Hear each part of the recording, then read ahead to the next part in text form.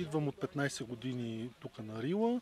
Участвам в лятната духовна школа, която от 1 август до 24 август, като тези 3 дни, 19, 20 и 21, са празникът на Бялото братство и се играе най-голямата паневритмия.